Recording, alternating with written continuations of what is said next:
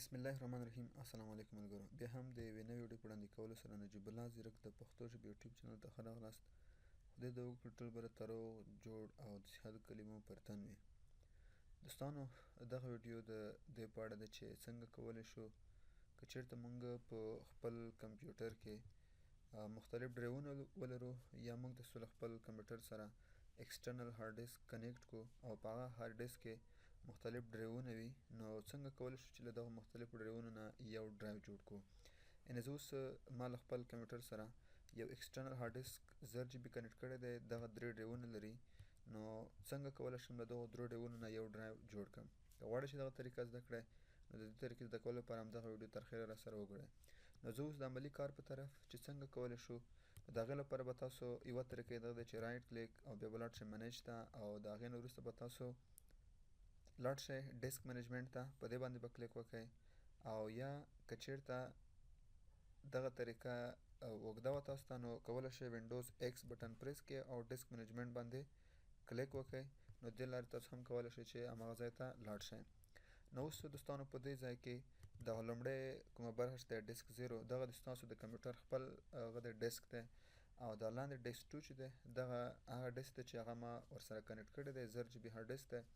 نو زه اوس غواړم چې دغه 3 GB دغه 3 ډرایوونه دغو نه زه یو ډرایو جوړ کړم. نو که چېرته تاسو په دې هارډ ډیسک کې ډیټا ولرئ نو یادونه دغه کوو او دغه سپارښتنه کوو چې تاسو باید دغه ډیټا لومړی تنه کافي کړئ، ځکه چې په دې پروسس کې هر څه له منځه ځي، ځکه چې تاسو له مختلفو ډرایوونو نه یو ډرایو جوړوئ. نو تاسو به لومړی د دې ډرایوونو نه ډیټا یو بل خوندي ځای ته انتقال کړئ. کله چې پروسس کمپلیټ شو واپس تاسو کولی شئ هغه ډیټا همدې هارډ ډیسک ته بیا انتقال کړئ. نو لومړی ځو په هر یو ډرایو څنګه کوو، موږ ډیلیټ کوو، ډیلیټ بټن باندې کلیک کوو، یس. دوهم ډرایو هم ډیلیټ کوو او دریم ډرایو هم ډیلیټ کوو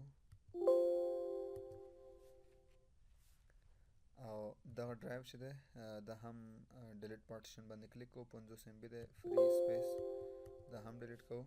نو اوس له ټولو ډرایوونو نه یو ډرایو جوړ شو. د هغې نه وروسته اوس راځو په دې ډرایو باندې رایټ کلیک، نو ولیم ته ځو، نو سیمپل ولیم، په دې باندې کلیک کوو، نیکسټ نیکسټ نیکسټ او نیکسټ. خو په دې ځای کې یادونه دا وکړو چې تاسو باید دغه پروسس چې دی فایل سیسټم تاسو باید په دې ځای کې انټي اف اس انتخاب کړئ، نیو ټیکنالوجي فایل سیسټم دغه تاسو باید انتخاب کړئ او دلته کولی شئ ډرایو ته نوم هم ورکړئ. زه دا هر څه په همدې حالت پرېږدم او نیکسټ بټن باندې کلیک کوم، فینش.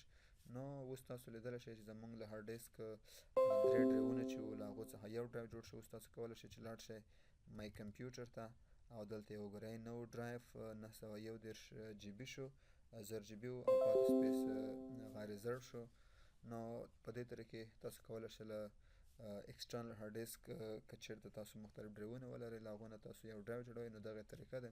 کومه چېرته ویډیو خوښه شوله دوستانو، نوموړې ویډیو له نورو ملګرو سره شریکه کړئ، زموږ چینل سپارښتنه ورته وکړئ، چینل سبسکرایب کړئ، د زنګ نښان باندې کلیک وکړئ، آل انتخاب کړئ، تر څو هره نوې ویډیو چې زه یوټیوب ته پورته کوم ستاسو ته نوټیفیکیشن درشي.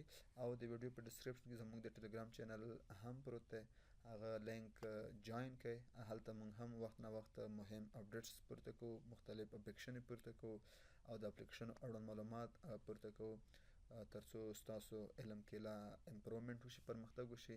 د لیدو مو ډېره مننه.